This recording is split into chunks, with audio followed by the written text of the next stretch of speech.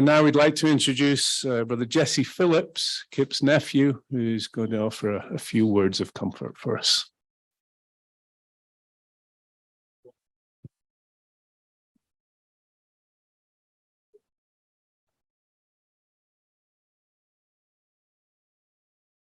We want to thank everyone for their efforts to attend this sad occasion.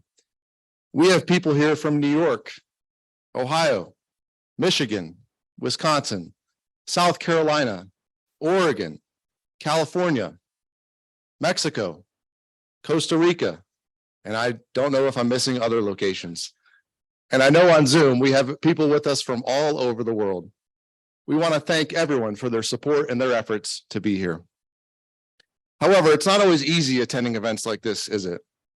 Funerals are hard to attend.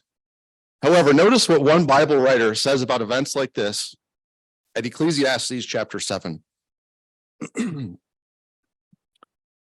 Ecclesiastes chapter 7, in verse 1, in the first part of verse 2. A good name is better than good oil, and the day of death is better than the day of birth. Better to go to the house of mourning than to the house of feasting. And we'll pause there. So the verse said the day of death is better than the day of birth. That seems kind of cold, doesn't it? Kind of odd. Why would the Bible writer say that? Verse 1 told us. It said a good name is better than good oil. When a person dies, they've accumulated a reputation over the years. And us as observers, we often find ourselves summarizing who they are. When you say the name Kip Koski in your head, what comes to mind? Kip Koski, no middle name, I never knew that about Uncle Kip, was born on June 29th, 1945 in Akron, Ohio. He fell asleep in death on September 15th, 2023, at the age of 78, with his dear beloved wife of 56 years, Wendy, by his side. Now, Kip was blessed with 7 sons, and he is survived by 6 of his sons.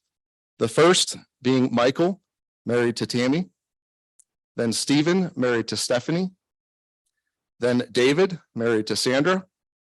The fourth of their 7 sons, Aaron Koski, was lost to death in 2011, and Aaron's beloved wife, Lori, is here with us as well. His 5th son is Daniel, married to Danielle, then Jacob, married to Becky, and the youngest, Caleb, married to Kelsey.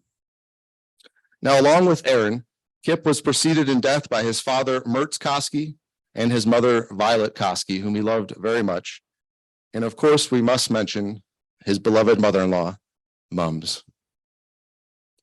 Kip's brother, Kurt, of Carbondale, Colorado, and his sister, Karen Sutton, of Philadelphia, Pennsylvania, are here with us, and they were very saddened by the loss of their younger brother.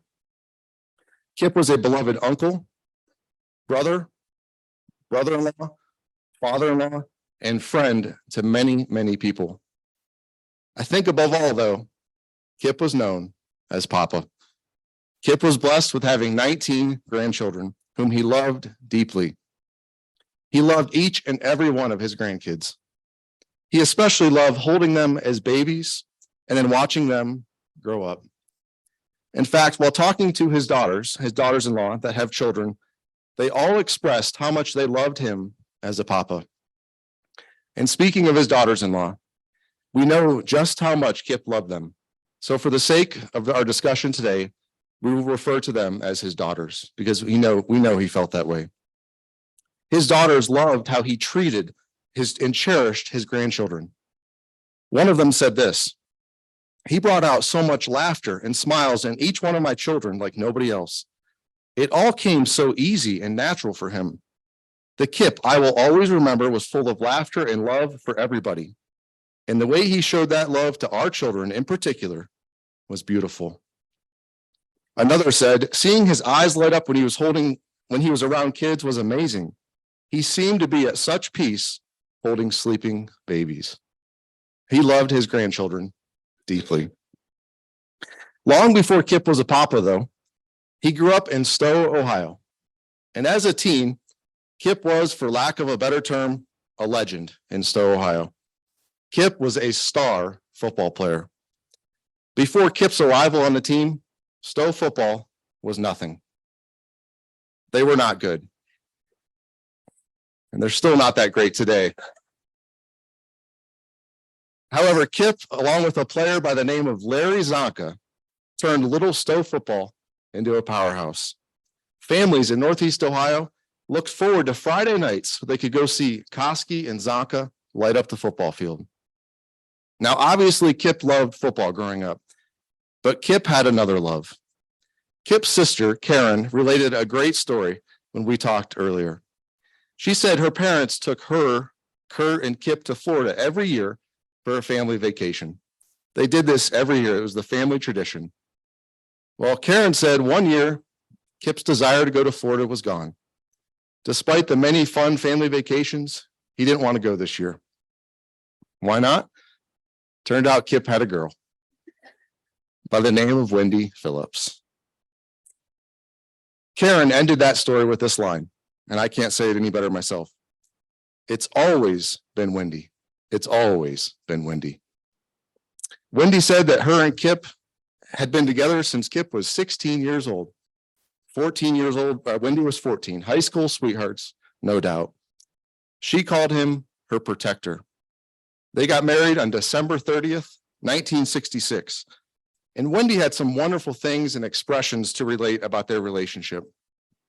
She told me he was a true gentleman to her. He was kind to everyone. He loved all people and wanted to help as many people as he could. Now, Kip also took pride in providing for his family, and the many different business ventures he had over the years are a testament to that. His one son called him the serial entrepreneur. He had Kip's Cleaning Company, which turned into Diamond Kip's Cleaning. He spent many years working at the art gallery in Aspen. And then later on in life, Kip became known as the Batman. He was very successful in building his bat control business since 1999, and it is still around today. But in talking with Aunt Wendy, one expression she made about Kip stood out above all the others. She summed up Kip and all his wonderful qualities in one phrase, and it relates to an account in the Bible. Please open to Daniel chapter 10. Here in Daniel chapter 10, the faithful man Daniel has become tired and he's physically weak. In verse 8 of chapter 10, he says that he had no power left in him and he had lost all strength. Maybe you felt that way when you got the news about Kip's passing. But what strengthens Daniel? Jehovah sends an angel to visit him, and notice the angel's words, which reflect Jehovah's feelings in verse 18 and 19. Daniel 10, 18 and 19. The one who looked like a man touched me again and strengthened me. Then he said, do not be afraid, O very precious man. Jehovah calls Daniel a precious man, or we could say beloved, treasured. That is exactly how Wendy described her husband, Kip. She called him a precious husband. His consistent kindness stood out to her above all other qualities, and I'm sure it did to everyone in attendance today. One of his sons said this, above all, I appreciate, other than that he taught us how to know Jehovah, was that he taught us how to treat a wife. He was a very good father, but he was a stellar husband. I think that is one of the biggest gifts he gave me. Another said this, he taught me how to treat a woman, how to be a husband. One of his daughters said, I am forever grateful for the example he set for his 7 sons in being a great Christian husband and father. His boys are pretty special that way, and I believe it was much because of him and the importance he put on living by Bible principles. One of his sons told me that his kindness and unselfishness was even on display with the way he played basketball. He loved to pass the ball, even calling the game basketball in a moment of frustration with his teammates. He said he got more joy from a good pass than any of the shots he ever made. And that kindness with Kip was there all the way to the end of his life. One of his daughters said this, In his later years, during his illness, he was so gracious and appreciative. He wasn't afraid to express it. He expressed amazement at being taken such good care of.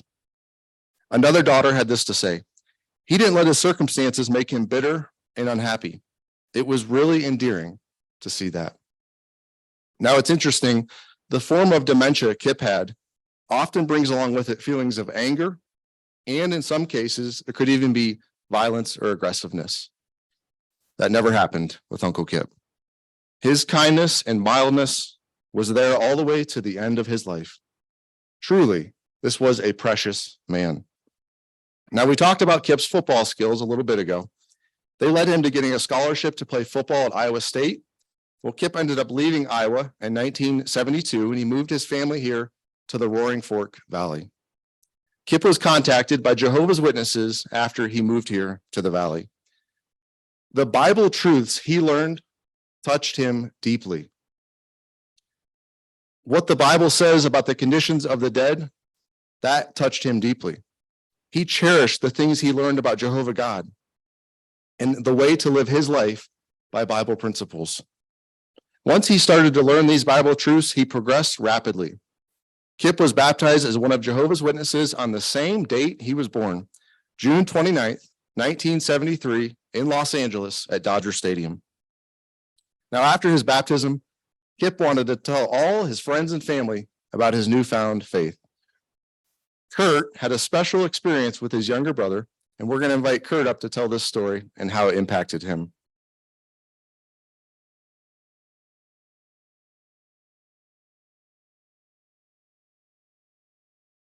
I wanted to tell you a story about my brother. In fact, let's go back 42 years in time. And that's when I arrived in this valley. And Kip had already been baptized 7 years at that point. And even as a teenager, he was bigger than I and stronger than I was. But he was my younger brother. So I came up with a term for him right after I was baptized 42 years ago.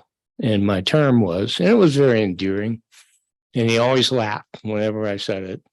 I said, hey, Kip, my little brother, younger elder, brother.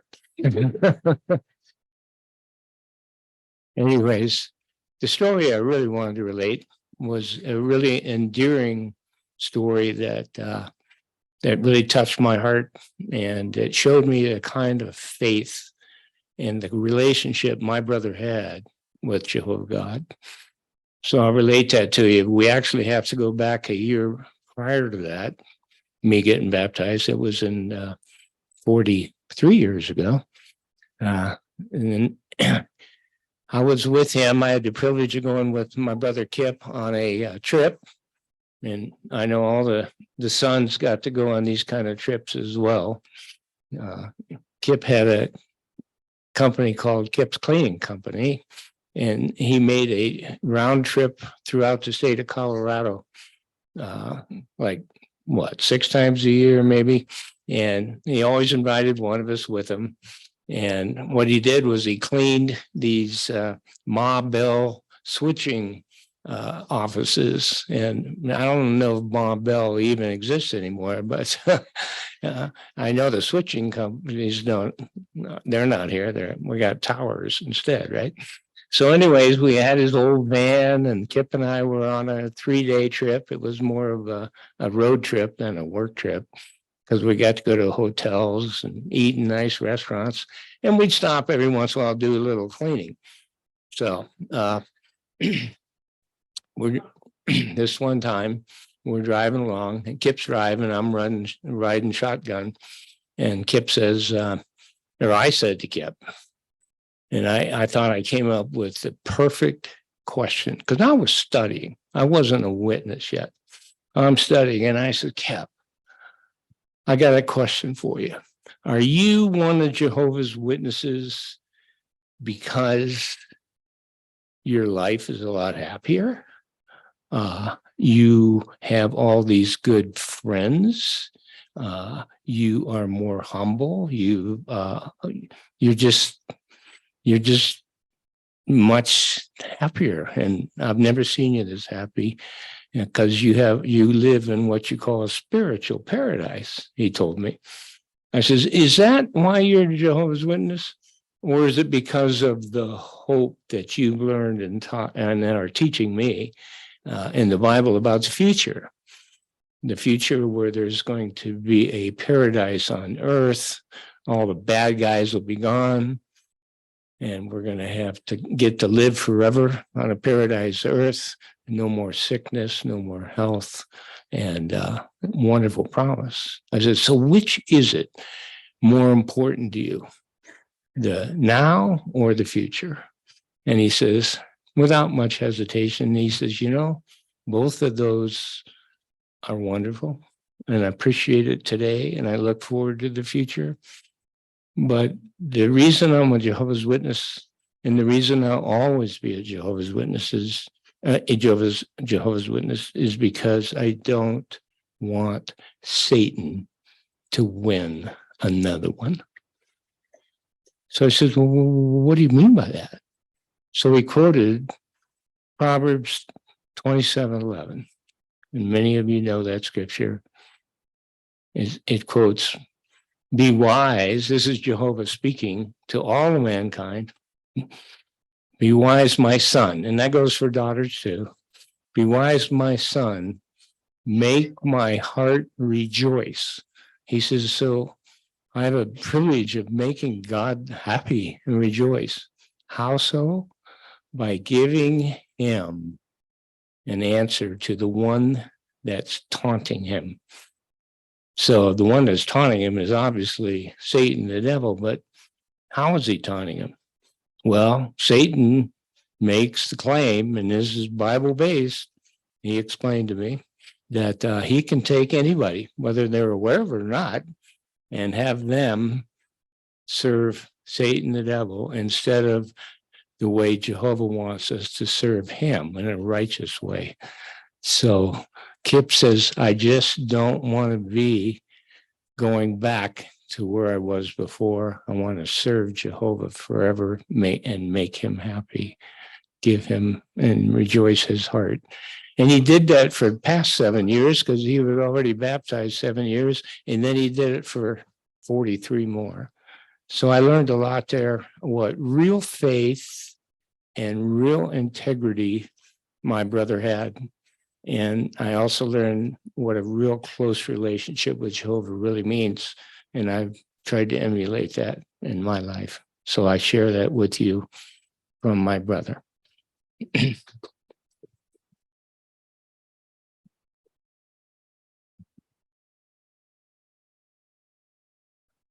Thank you for sharing, Kurt. Now, Kip served as an elder here in the Basalt congregation for many years. And over those years, Kip was described as a leader of men. One of his sons said this, he was a maker of men.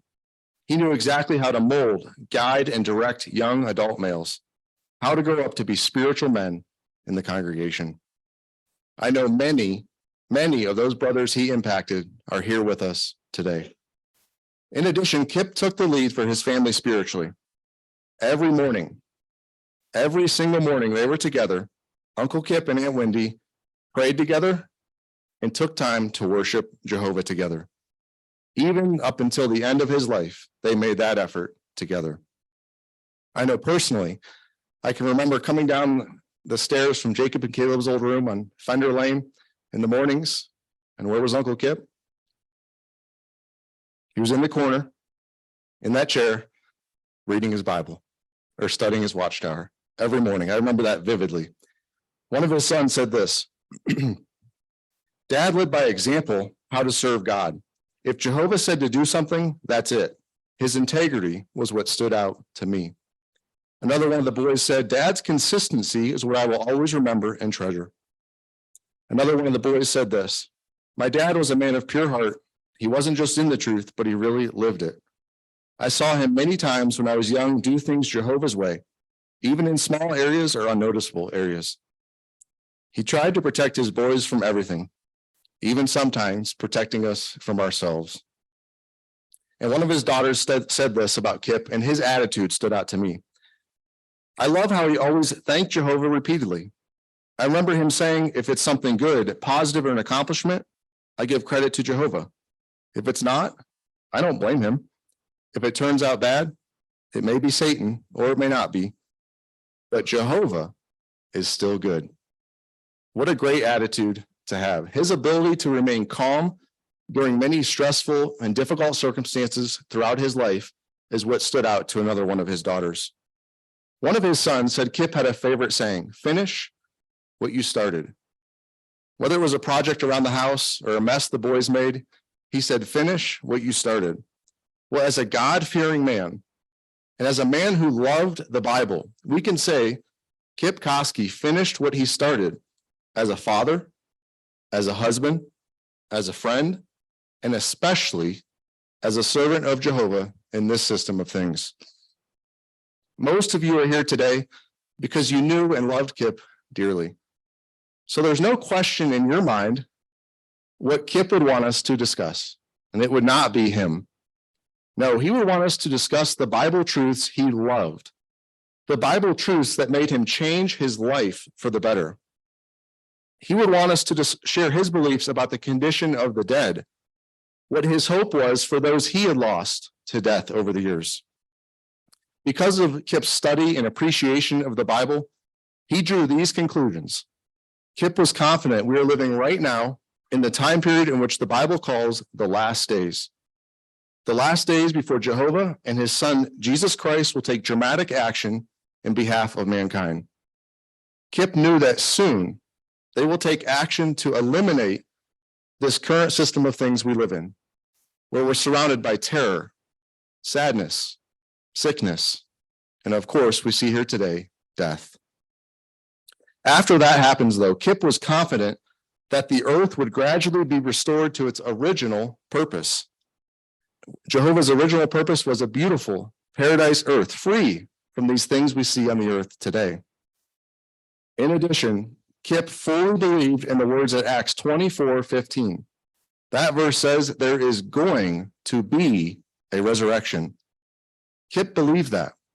He was confident that the family members and friends he had lost to death over the years would be resurrected in the future. And this hope that Kip had was not unfounded.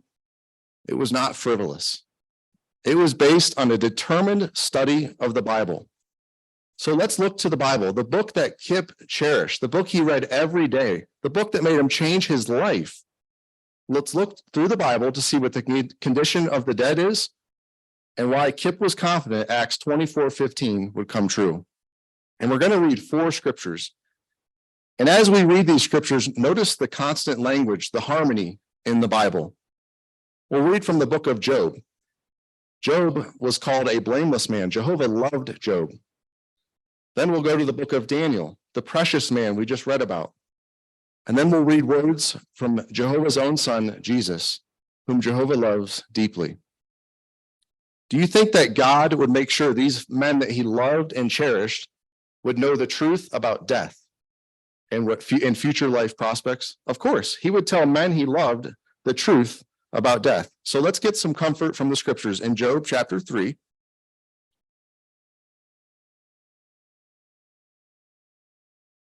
Job 3 and verse 13. For now I would be lying down undisturbed. I would be sleeping and at rest. So here, Job, when speaking about death, he uses expressions like lying down, sleeping, at rest. We understand those comparisons. When we go to sleep at night, we fully expect to wake up in the morning, hopefully refreshed. That's not always the case, but hopefully refreshed. We'll notice those words, how they compare to Job's further words at Job chapter 14.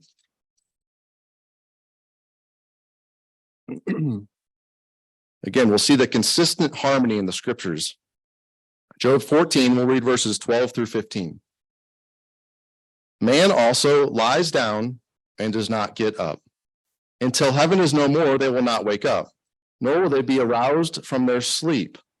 Oh, that in the grave you would conceal me, that you would hide me until your anger passes by, that you would set a time limit for me and remember me, If a man dies, can he live again? I will wait all the days of my compulsory service until my relief comes. You will call, and I will answer you. You will long for the work of your hands. So let's break these verses down in more detail. Verse 13 uses the expression, "Oh, that in the grave you would conceal me." One Bible reference work explains that expression can mean lay me away in security as a precious deposit. Another reference source says that these words suggest hide me as a treasure. Surely, Jehovah would not forget where he hid a treasure. Our dead loved ones are safe in his treasure chest, so to speak. In addition, Job, when speaking about the grave or death, he asked the question, if a man dies, can he live again? Then in verse 15, he basically says that while waiting in the grave, he will wait for Jehovah's call, or we could say his voice. He was waiting to hear God's voice, which would wake him up from his rest. So Job compares death to lying down and sleep. Also, Job was confident that while in the state of sleep that death is, he would hear God's voice and be resurrected. But there's more. Let's turn to the book of Daniel. Let's see our precious man Daniel's experience with Jehovah at Daniel chapter 12. So now at this point, Daniel's near the end of his life. And once again, Jehovah sends an angel to visit him. Notice the angel's words in Daniel 12, verse 2, the first part of verse 2. Notice the angel's words here. And many of those asleep in the dust of the earth will wake up. Once again, we see death likened to sleep. Let's move on to Daniel 12 and the final words of this book in verse 13. The angel says here, but as for you, go on to the end. You will rest, but you will stand up for your lot at the end of days. Once again, we see the expression, you will rest. This time, though, the angel tells Daniel that he will stand up. The original Greek word used here for stand up is anastasis.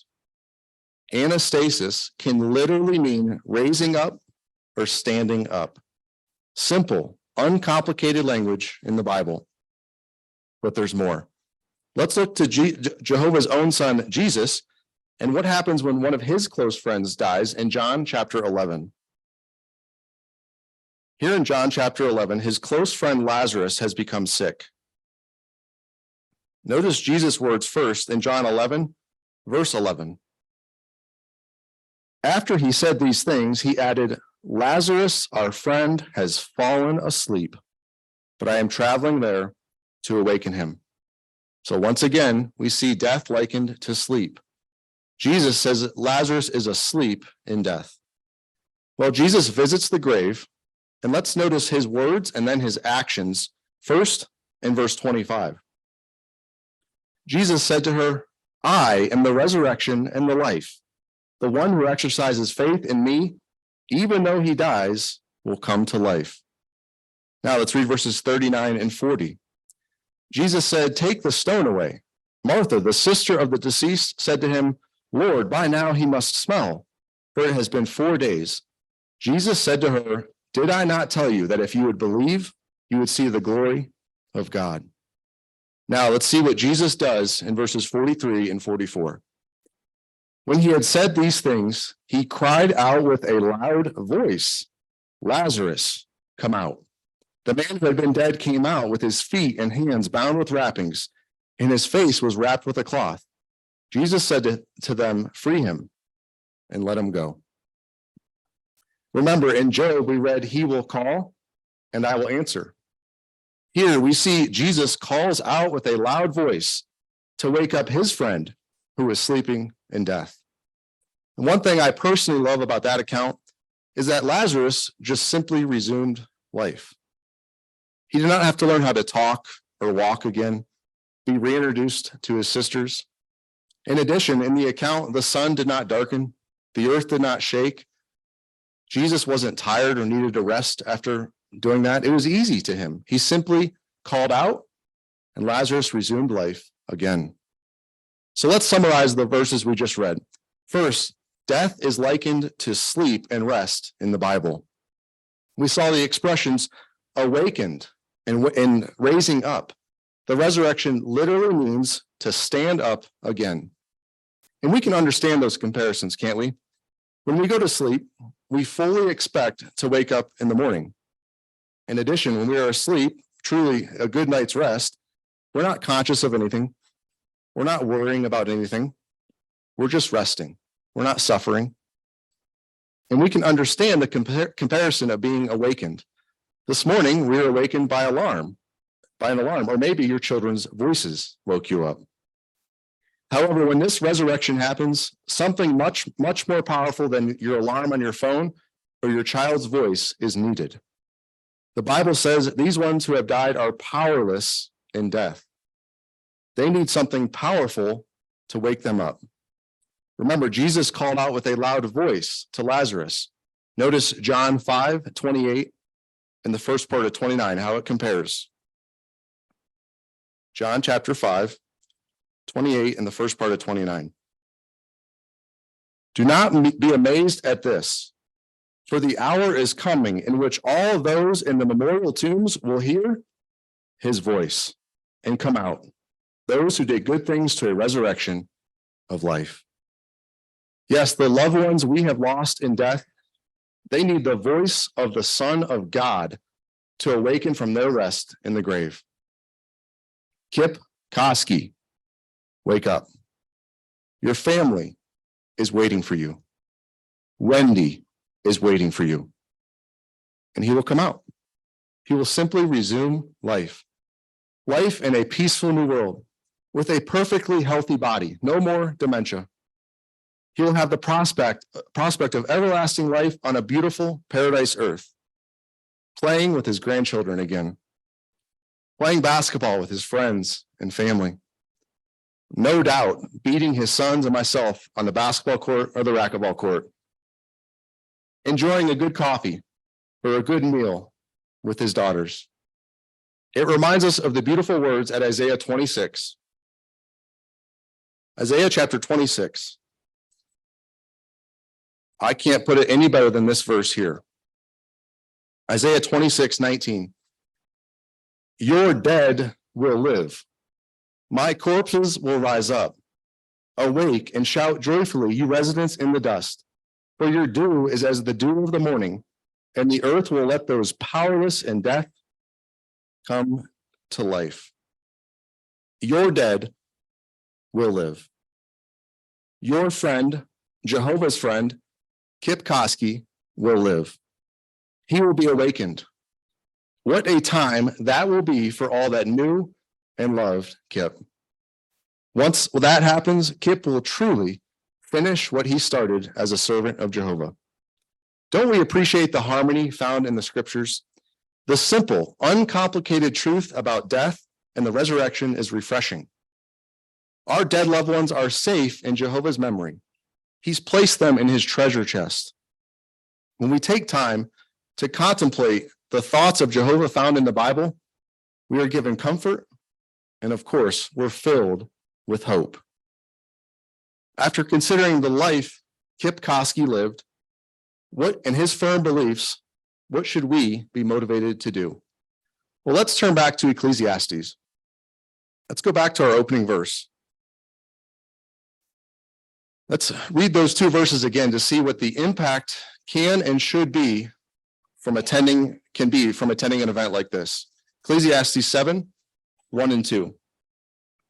A good name is better than good oil, and the day of death is better than the day of birth. Better to go to the house of mourning to the house of feasting, for that is the end of every man.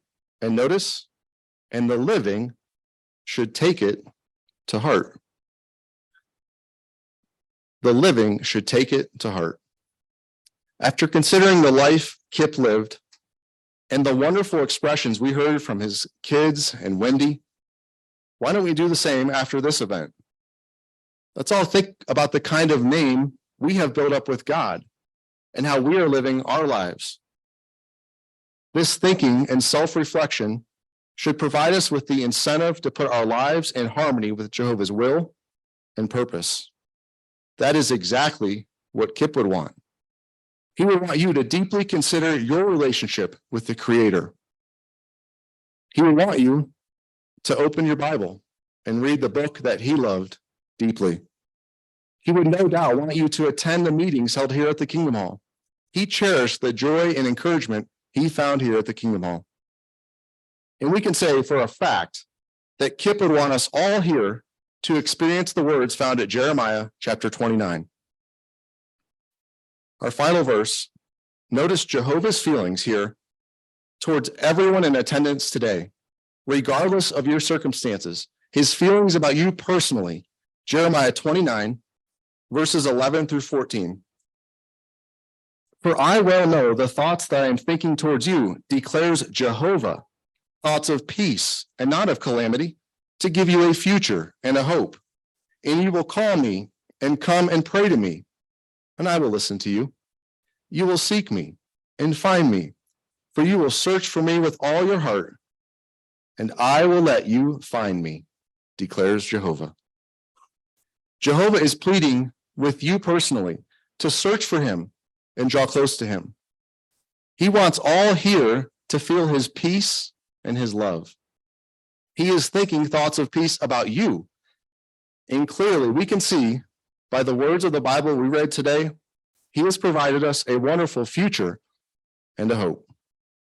A future where we can be reunited with our deeply missed friend, brother, father, papa, and precious husband, Kip Koski.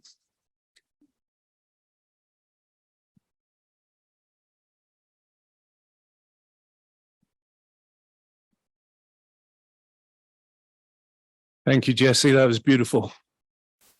We have a message for everybody from the family. It says, on behalf of Wendy and the whole Koski and Phillips family, we would like to thank you for the many ways that you've shown love and comfort during this time.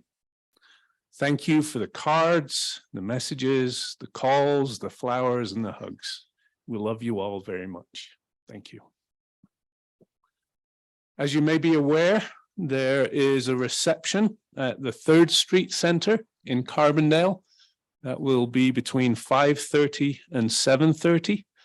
There is some parking on site and some street parking, and also extra parking at the Carbondale Middle School, where you can park and just take a short walk over to the 3rd Street Center there. So everybody's invited there. Please, when you're ready to leave the Kingdom Hall, please be patient. We know there's a lot of cars. It's going to take maybe a little time for everybody to get out. So please be patient, follow the direction of the parking attendants when you leave. And also please watch for young ones that may be in the parking lot too. So we appreciate everybody coming. We're going to conclude now by singing song number 151, He Will Call. And then Brother Daniel Koski will conclude in prayer.